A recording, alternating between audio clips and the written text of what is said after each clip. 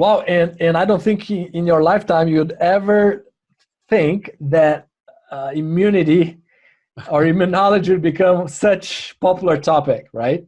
Oh, For 100% of the global population, pretty much, right? yeah, yeah. Well, I mean, the thing that every virologist ever learns about, I mean, it's like, lesson number one is the 1918 pandemic. That's always, the thing that we can still sort of touch and feel a little bit in terms of that, and realizing the impact of that. So, I mean, that's been always kind of, I think, on the forefront of people, but again, thinking mainly of influenza. And then, and in the 2009, even though it was labeled a pandemic, I think we all realized that compared to this, it was nothing. It was a matter of where the cases were, but it wasn't a matter of the severity of the disease and on top of it, we, dealing with a disease that we're already vaccinating for. But yeah, I can't say that I'm totally surprised by this, just from the standpoint of how, how the whole global economy, and I think not thinking globally, this just shows you how you get in trouble when you don't really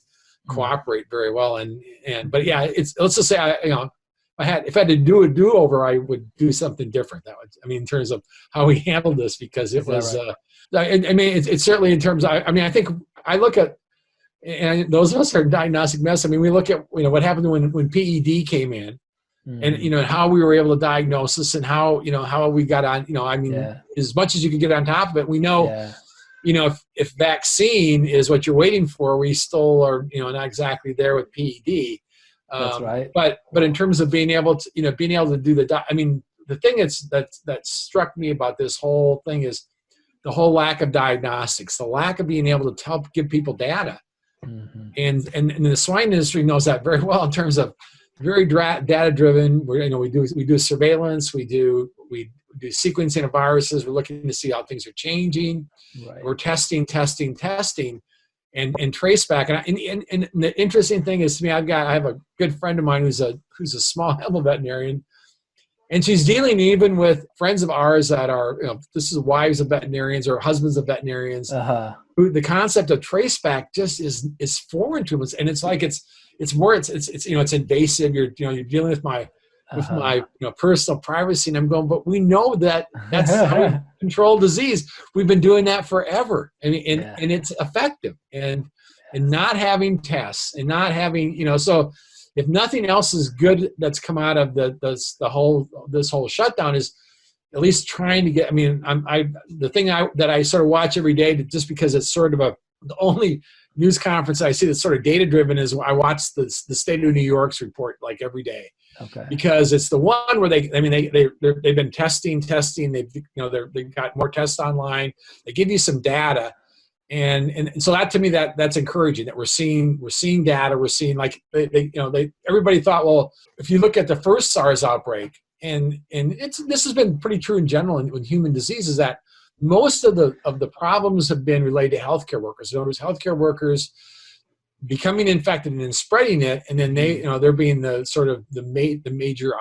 And I think in the first SARS outbreak, it's like 20 or 30% of all the cases. Of course, there weren't that many cases in the end. Were all healthcare workers, because they didn't understand. But I was reading something today, because there's a dispatch that comes out every day that I read that puts all the reports for that particular day, called ProMed, together, and like they were talking about Laredo, Texas, where that happened, where they had a case come in, they didn't recognize it and this is early, as being COVID-19, and then it ended up, fortunately for them, healthcare workers got infected and were passing the virus before they knew that they had COVID-19.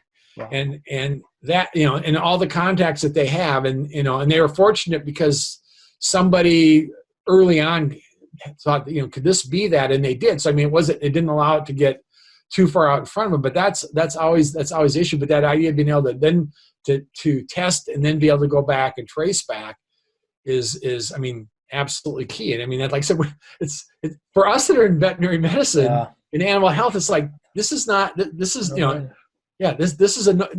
no-brainer. Right. Why we're not, why we had fought this. So at least now, by as we're opening up, the whole key though is having testing. That's, to me, that's one thing we've learned in veterinary medicine or in animal health is in swine health is testing, and testing is a key thing. And if you can't test, you can't, and you don't have data, you are guessing. So right.